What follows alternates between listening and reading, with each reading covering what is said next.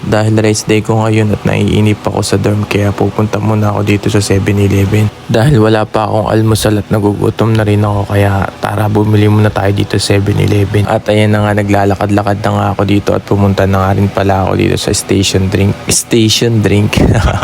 At ang kinuha ko nga pala dito ay milk choco. Kukuha na rin sana ako ng spaghetti dito kaso wala na rin pala kaya dumiretso na lang ako dito sa bilihan ng siopaw. At ayan naglalakad na nga ako papunta na nga ako dito sa kuhanan ng siopaw. Ayan kumuha na nga pala ako ng siopaw dito. Binayaran ko na rin pala sa counter yung binili kong siopaw at saka yung milk choco. At umupo na rin ako dito sa dining area para kumain.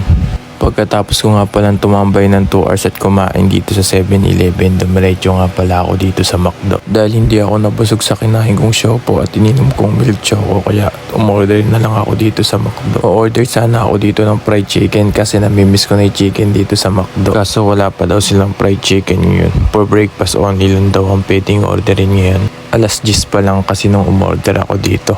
Sabi ng cashier nagluluto pa lang daw ng fried chicken. Kaya umorder na lang ako ng fries at saka chicken nuggets na may kasamang burger. Binayaran ko na pala sa cashier yung in-order ko dito.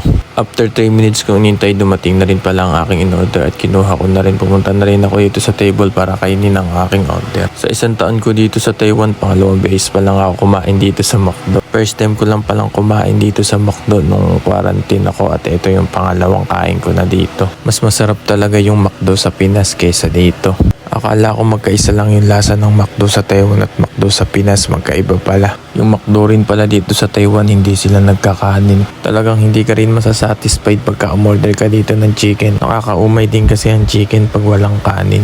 O-order lang naman talaga ako ng chicken dito para ulamin sa dorm kaso wala naman kaya umorder na lang ako ng mga fries at burger para dito kainin. Shoutout po pala sa mga star sender ko dyan. Maraming salamat po sa pagbigay ng star and God bless po sa inyong lahat. Maraming salamat din po sa mga sharer ko dyan at sa mga walang sawang na sumusuporta sa aking page. Maraming salamat po. At kumakain na nga po pala ako dyan. Ang una ko palang kinain yung chicken nuggets. Ang sarap po pala ng chicken nuggets nila dito sa McDo. Habang ini-enjoy ko ang pagkain ko dyan, bigla ko palang na-realize na napakagastos ko pala today's video.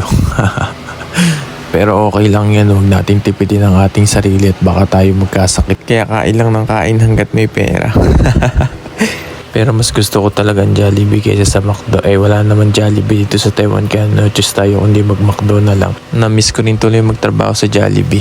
Nagtrabaho din kasi ako dyan sa Jollibee as a service crew. Dito ko lang naranasan na kahit pagod ka na kailangan naka-isbal ka pa rin dapat. Bawal lang nakasibangot dito kasi pag nakita ka ng manager papagalitan ka. Sa Jollibee kasi bida, ang saya kahit malungkot at pagod ka na kailangan mo pa rin nakangiti sa mga customer. At kahit mababa ang sahod at sobrang nakakapagod ang trabaho pero okay lang.